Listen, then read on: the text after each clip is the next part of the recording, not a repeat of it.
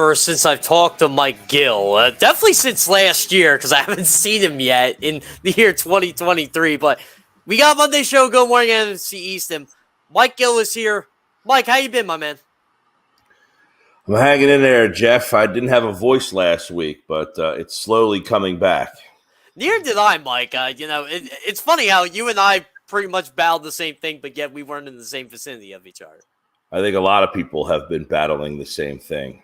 Yeah, but it's New Year, let's go. We're ready to roll. Yeah. So the top, I guess I was a little frustrated yesterday. Not with the Eagles, but with, and again, keep in mind where the source is coming from. The Bird app. People were panicking over this team when all that really mattered was them getting a victory. Are you worried about this team going into the playoffs?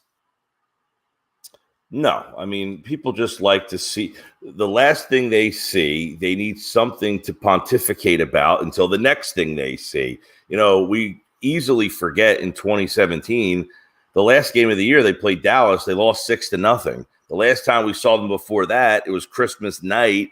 They barely, that was an ugly win against the Oakland Raiders, 19-10, to the point that people were looking for another quarterback. People wanted to get rid of Foles and find someone new because he was so bad in the game. Look, that game yesterday was exactly what I thought it was going to be. Just get me out of that game healthy with a win. Don't care if it was 3-0, 6-3, 7-3, whatever it was. They happened to score more than that. Great. It was obvious that that offense was as vanilla as they can try to come up with to keep Hurts, just to give him some work. That's what that really was. So I don't know if you watched that game thinking you were going to get some midseason form game. That's your problem. If you didn't go into that game understanding what that game was, then that's the issue. But that said, all right, now what? They have not looked good the last couple of weeks. Doesn't matter to me. I don't care what you look like one week to the next. If you haven't figured that out by now, Green Bay last night was one of the hottest teams in football. They looked horrible. So who cares what they look like the previous 6 weeks? I just don't understand why fans can't figure that out. Maybe fans aren't all that smart. Well, that's what I think. I think there are a lot of fans aren't that smart. Now, the fans in this chat room, they're like us. They're not panicking, which I like. I like hearing that. It's, I think that they understood what the goal was yesterday. Just get the win. It didn't matter how you got it. And when I was talking to several players yesterday, it was the same vibe. Like, Ndamukong Suh, Robert Quinn, James Bradbury, A.J. Brown, DeVonta Smith. Like, they were more than pleased to get this extra week to clear stuff up. They didn't care about who the opponent is. They look, we know the team that's going to beat us is ourselves. And I don't think people realize the magnitude of that, getting that first round bye, even though you don't know your opponent.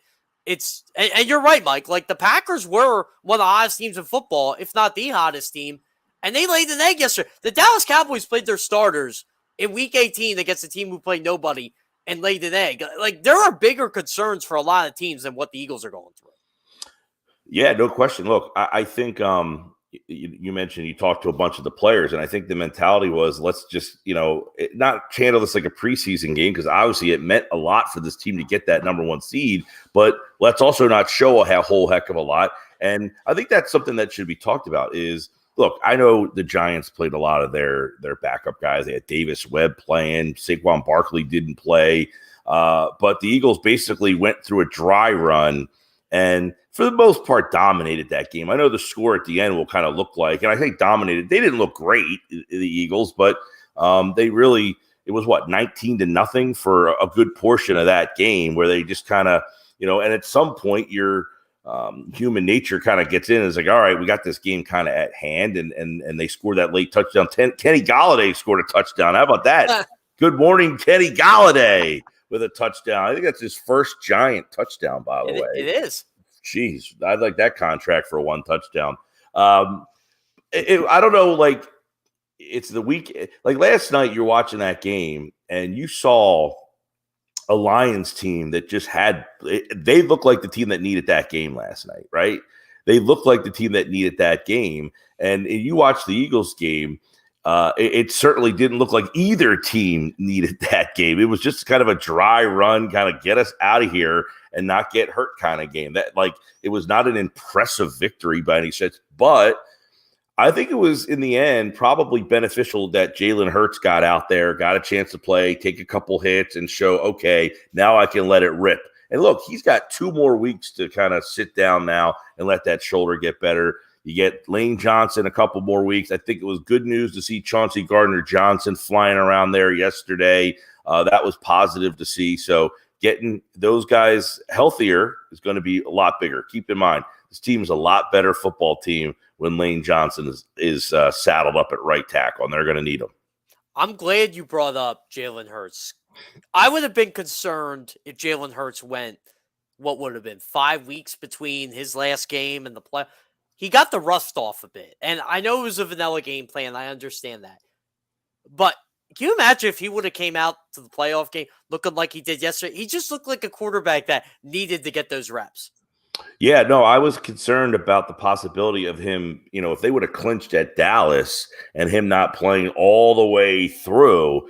So take that as kind of okay, he got a chance to get a little dry run. Now he's going to sit for 2 more weeks now. But the fact that he got out there, I think, was big. I think that and the Chauncey Gardner-Johnson, we forget that Chauncey Gardner-Johnson leads the league in interceptions, and he hasn't played in 6 weeks until yesterday. So it shows you what kind of playmaker they have lacked in that secondary. And I think it's something that, the defense as a whole, and I know I can see the people in the chat, people hate John Gannon, man. I don't get it. It's fascinating to me that, you know what it is? It's understandable to say, I just don't like John Gannon's defense. Then you can just say, I don't like the NFL, because that's the style of defense that's the best defense, top 3 in the NFL right now. So you might say, I don't like John Gannon's defense. His defense might end up hurting us.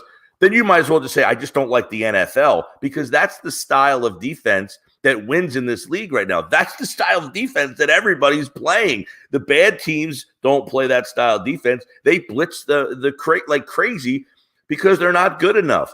The Eagles don't blitz because they're good enough to not have to blitz. People say, oh, I saw people tweeting yesterday, this kid Davis Webb has never played before, so let's sit in a soft zone and rush 4. I said, you know what's more difficult for Davis Webb, who's never played? Looking into the secondary and seeing 7 guys back there, having to actually try to read a defense when he's never played before. So it's just a different style that people don't like, the style that works in today's game. That's the difference. So just say, I don't like John Gannon's defense. It's I don't like today's NFL. That's the difference. 2 of the most aggressive defenses in the league you got to see firsthand if you're an Eagles fan. One was Wink Martindale's, which again, that defense, yeah, it creates opportunities, but there's a reason Wink Martindale got fired in Baltimore, because they were too aggressive, and the Ravens got burned a lot, and the Giants get burned a lot. That's why the Giants can't beat the really good teams in this league. Another team is Patrick Graham in Vegas, and they got torched on defense this year. They had Max Crosby and Chandler Jones. So yeah. I don't understand, Mike. I had Malcolm Jenkins on my show about a month or so ago. It was right when Chauncey Gardner-Johnson got hurt, so right after the Packers game. And I asked him about, do you think that John Gannon needs to blitz more? And he said, no, I don't. He said, in today's game, the blitz is a gimmick. It's a gimmick to clear up a team that's not good on defense. Essentially, it's like Navy using the triple option. They're not good enough, so they have to come up with a gimmick to compete. If you want to blitz, that means you're a fan saying our defense isn't talented enough, and that simply isn't the case with this team. Yeah, and I know people were getting on Darius Slay yesterday for getting on the touchdown to Kenny Galladay. I'm like, did you guys watch the touchdown to Kenny Galladay? That was an amazing catch. That was right in front of where my seat in the press box is. And I'm just like, how did Kenny Galladay catch that? Yeah, I mean, look, that was a great catch. Pretty good throw, by the way. It was a good throw. There. Now, listen, there are questions that are allowed to be asked. Listen, when they played Dallas last time and you're watching Andy Dalton pick apart the defense, there are things that you can do to tighten up coverage a little bit. But I think what fans lose track of sometimes is that, sometimes they are making the calls. It's not being executed correctly. Yeah. And that is another thing. It's like these players are not going to play perfect every single week, every single call. Sometimes the right call is on, and there's a communication breakdown in the secondary. And keep in mind, you had Chauncey Gardner-Johnson and Avonte Maddox out of there. And I think, and we talked about this on my show last week, I think not having Maddox and Chauncey Gardner-Johnson, teams started, when you talk about this soft zone, wasn't so soft on the outside. It was that the two guys that are in the middle of the field, Chauncey Gardner-Johnson and Avonte Maddox, were not there. So teams started to pick on Kaiser White a little bit. Yeah. And I think they were kind of targeting him in that zone. That's different from what was going on all season long. People are acting like this zone was getting picked apart all season long all of a sudden. Hey, did you notice that the slot corner and the safety man were not there? So what were teams doing? They were going after White because now White had to get into coverage more. That was a little bit of an issue. So then you now have to make the adjustment from that. So people are acting like this zone has just been picked apart all season long, and you're just watching teams march up and down the field. They don't give up any points. What's wrong with people?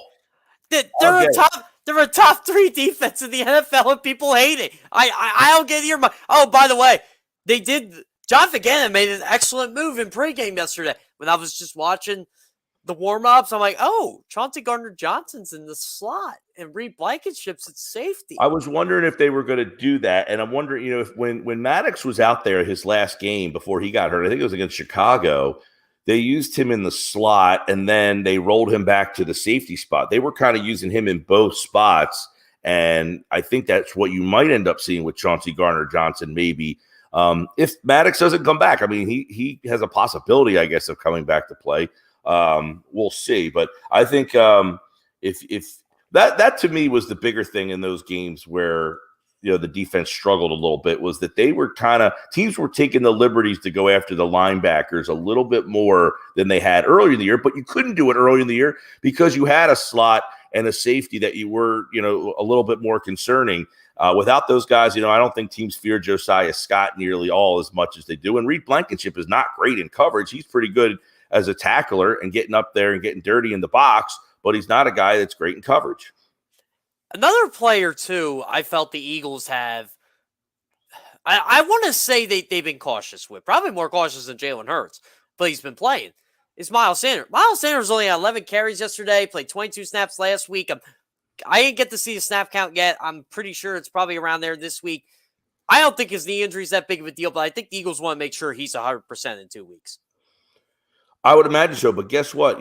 Boston Scott against the Giants is just something magical there. And he had a burst yesterday. He looked like he was a quick back yesterday. He had definitely some extra giddy up in there. I always think that they don't use him enough. I thought Gainwell looked pretty good in the carries that he got as well. And you mentioned that Sanders' knee, probably not all that serious. He is wearing that bulky brace. Maybe they're just being cautious, and they, again, I think vanillaing the offense and not show all that much and just get through the game. I would agree there too. Also, A.J. Brown, DeVonta Smith, the years they put up for this offense, I mean, both were incredible again yesterday in a vanilla game. How dangerous is this duo going to be when defensive backs are going to be like, oh, we got to cover both these guys now? Oh, and Dallas Goedert too. Well, I mean, yeah, you've got probably in A.J. Brown, this physical wide receiver that you could throw the 50-50 ball to. Then you got Smith, who basically has a catch radius that just circumferences the whole field. He's catching things all over the place.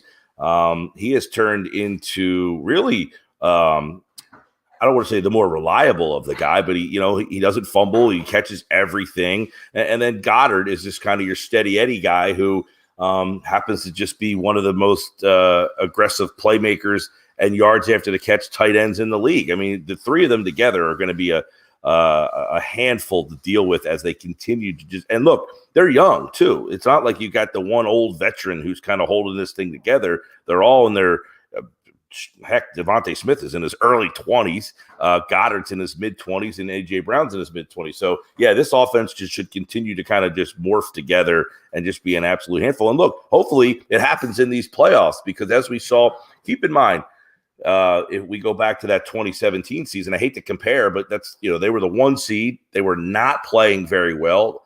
And if you remember, they didn't play well against Oakland. They didn't play well at all against Dallas. I mean, they got shut out in that game. Now they played backups in that game. And then they didn't play well against Atlanta either. The offense did not play well in that game against the Falcons. They needed that turnover. And then they really needed their defense to hold on for dear life and that throw Matt Ryan over the hands of Julio Jones. Otherwise, their offense did not play well in that game either. So just having good offensive personnel doesn't necessarily mean all this. Look, 1 week against Atlanta, you struggle to score. 3 weeks later against New England, you score 41 points. That's the NFL, people. Consistency is hard to achieve, that you're going to score what you want to score or what you envision them to score every single week. There's 2 phrases I don't think that are more truer in sports. The NBA is a make or miss league, and the NFL is a week to week league, Mike. And one team that looked absolutely terrible yesterday, and I was kind of half paying attention because the game didn't mean much, but this is Good Morning NFC East, so I had to pay attention to the Dallas Cowboys and Washington Commanders. Dak Prescott looked absolutely horrible yesterday. I don't know how the Cowboys can win next week the way he's been playing pretty much the whole second half of the season. Yeah, I mean, this goes back to when I tweeted this out yesterday. Did they look good yesterday? No. They were probably, in a game that it ended up not having any meaning because the Eagles won, but you didn't know. I just wonder if Dallas's mindset was Philly's not losing that game over there, and they just came out and kind of went through the motions themselves. But if you're out on that field like Detroit last night and you've got to go through the motions, those motions better be good ones. Those were not. And you're playing Washington, a team that had nothing to play for either, whose coach is probably going to get fired. We'll see what happens there. That should all be coming out here, I would assume, in a couple of hours. But look, Dallas is what Dallas is. Like, do I think because they played like crap yesterday that now they're a one-and-done team? I wouldn't be surprised if they won or lost next week in Tampa. Look, they've already played Tampa once and struggled to score in that game. The game was 19-3. Tampa's offense stinks, but their defense still has some playmakers over there, and they've already played this game one time. It didn't go so well for Dallas, but nothing that I saw in the game yesterday do I think is going to be one of the reason why I think Dallas wins or loses that game. I just think that they didn't come to play because they didn't think the game was going to mean all that much. But that's not a championship mentality either, to say, hey, we're already kind of out of this thing. You put the pressure on to get to this point, and then you don't show up to finish the deal. We got to go through the NFC playoff field here. For those of you who didn't catch everything last night, Green Bay did lose. Seattle won. And Seattle barely won in overtime, by the way, or else Detroit would be in right now. So Seattle's the 7th seed. They're going to play San Francisco. Obviously, the Giants, they were 6th. They're going to play Minnesota. And Dallas going to play Tampa Bay, like Mike said. Now, if you're the Eagles, Mike, which one of those teams do you want to face? Obviously, you can't face San Francisco or Minnesota. Well, I mean, I would imagine Seattle would be the team. Seattle or the Giants. If one of those two teams pull off an upset, you'll get the team that pulls up an upset between those two. Seattle playing. It's a lot of, you get Seattle, San Francisco, a division match up there. And then the Giants get Minnesota. That's a game that I think the Giants probably feel pretty good about. So you do get a possibility of playing the Giants if they win that game against Minnesota. And if those two teams lose, you would play Dallas, most likely, if Dallas does their job, which is 50-50. And in the event that those two teams lose and Tampa wins, you would then play Tampa here in Philadelphia. To me, the Giants are the most limited bunch. Even Seattle, you've got to deal with DK Metcalf then and Tyler Lockett, and that kid Walker's a beast. I don't know that I prefer to play that group of guys. The Giants have such limitations in the pass game. That's the problem when you're playing the Giants. They just don't have any weapons down the field. So I would think the Giants, having to play the Giants here, would probably be the team that you would match up the best with. Now, in the AFC, Miami ended up getting the 7th playoff spot because New England lost. If Miami would have lost to the Jets, the Pittsburgh Steelers would have been in the playoffs, which is an incredible accomplishment for Pittsburgh. Obviously, shout out to Doug Peterson and Jacksonville for winning that playoff game. Jacksonville's going to play Los Angeles Chargers. That game's going to be a big one on Saturday night. Then you got Cincinnati and Baltimore again. I'm really hoping Lamar plays, but I don't know. It feels like a business decision there. And then finally, you got Miami and Buffalo again for the 3rd time. How do you see the AFC wildcard race? I shouldn't say race. The playoff matchup shaking out. The Miami-Buffalo game, with Tua's being up in the air, that one, I mean, if Tua doesn't play, and quite frankly, I almost hope he doesn't play. I mean, it's to the point where just shut him down for this year. That team, look, I like that team a lot. Week 11, they were 8-3 and just cranking. And yesterday was their first win since then. They just have totally been in a tailspin. So for me, I think Buffalo is the clear winner there. Jacksonville did not look good on Saturday night. Not that really matters, but that's an interesting game because if you remember, they went out to L.A. and beat them earlier this year, the week before they played Philadelphia. Jacksonville went out there and beat this team already once, and now Mike Williams is, I would imagine, not going to play in that game. So that, to me, is a huge factor in that game because, look, the Chargers finally started to get rolling because they started to get healthy. Then they played their starters in a meaningless game yesterday. And look, we can all say, what are you doing? What are you doing? But when teams don't play their starters, we get frustrated at them. And then they do play their starters, and then we're saying, what are you doing? So you almost can't win in that situation. So you give the guy credit for saying, you know what? Be damned. I'm going to go out there and try to play a game and get my guys rolling into the playoffs here. And he ends up getting his guy hurt. And I think Jacksonville knows that they can beat that team. They already did once. The Baltimore thing, I have said I think Lamar Jackson will be playing quarterback somewhere else next year. I just think this thing is over. I think that he doesn't want to be there anymore. They don't want to sign him. I don't think they want to give him the deal he wants. And he'll end up playing somewhere else. Now, some people said they'll franchise him. I just think Baltimore's ready to move on. And people will say, how?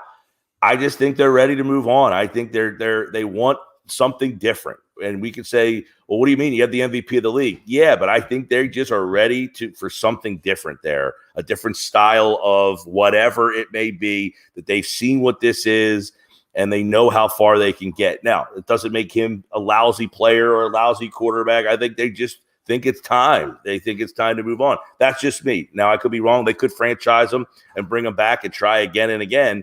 But something just makes me feel like the way quarterbacks have been moving in the offseason, that he might be one of them. I'm sorry, Mike. But John Harbaugh, I agree with you because John Harbaugh has been getting frustrated by the week over the questions of will he or will he not play. And I think it was Trent Dilfer who said on Scott Van Pelt show last night. I watched that before I went to bed when I got back from the game. And he said, we're at the finish line now. Lamar Jackson does not have to play to make his guaranteed $250 million. That's coming. Why risk that? Why risk injury at this point for a team that has clearly shown they don't value you like you should be valued? Yeah, I mean, listen, the whole Deshaun Watson contract, I think, threw a wrench in that because nobody else got that deal. Yeah. Not Russell Wilson didn't get that deal. All the quarterbacks who signed in the offseason, Kirk Cousins got that deal. He did get a guaranteed contract. So, look, I'm not belaboring Jackson for holding out for the deal. If that's what he wants, he's more than entitled to it. But his employer is entitled to say, I don't want to sign you for that deal. Go find employment elsewhere. And I ultimately think it will come to the point where the Ravens are just ready to move on. If he wants the deal that they're interested in offering, then yeah, they'll keep him. But I don't think they want to say, we want to commit to this. And you might say, well, look, he's been hurt. He got hurt last year. He got hurt again this year. And then on the flip side, they say, well, maybe he's not hurt. He just doesn't want to come back because he doesn't have a guarantee. I don't care. He got hurt to begin with. And he's been hurt multiple times over the years. And this isn't an indictment on Lamar Jackson, the quarterback. I think that Baltimore is just at that spot. Look, they did it with Wink Martindale last year and said, look, we just need a new style. We just need something different. Doesn't mean Wink Martindale stunk as a coordinator. It was just time to get a new identity on that side of the ball, and it might be the same on the offensive side of the ball. And then what's the last game in the AFC that I miss? You mentioned Bills Dolphins, and we talked about Tua. Jackson. Actually, no, you got them all. So, there we go. Yeah. So I kind of, look, it's Monday morning at 7:50. I kind of like Jacksonville in that game, and I definitively like Buffalo. And Cincinnati, to me, in my Find Five, I do every Wednesday. The Bengals have been my number one team for the last 3 weeks. They're the best team in the league for me. I think the Cincinnati Bengals are the best AFC team. I think Kansas City's the third best AFC team. And I like Cincinnati to beat Baltimore regardless of if they flip a coin, play it here, play it there. I want to ask you about Zach Taylor's comments this past week, too, since we're talking about Cincinnati. Do you think Cincinnati got a raw deal? It's not going to matter now. It probably should, because the Chiefs, I don't know how to feel about, but don't you think Cincinnati kind of got a raw deal out of this whole thing? I think the whole thing was handled pretty messy. Look, the whole Hamlin situation, the young man is alive and well right now. He's speaking, so that is the number one thing to me. But I also think Hamlin set the tone for what should have occurred afterwards. He asked the question, did we win the game? He asked that question, which tells you the mentality of, almost he would have wanted the game to go on, number one. And you hate to say like they should have kept playing because I think they did the right thing by not playing. But I think what they did afterwards was not handle it very well. I think afterwards, okay, this young man asked the question, did they win the game? No, we didn't play the game. Well, maybe we should think about that. Or I thought, and I don't think I was on with you last week, but I said on my show, to me, Buffalo would have been my number one seed. They beat Kansas City on the field. They played head-to-head. They won the game head-to-head. They both have 3 losses. How do we break the tie of the 3 losses?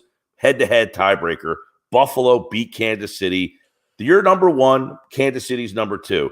Bengals number 3. Bengals have 4 losses. Kansas City has 3. I know the Bengals beat Kansas City on the field as well, but they have 4 losses. I'm breaking the tie between the 3 losses, not the wins, the losses.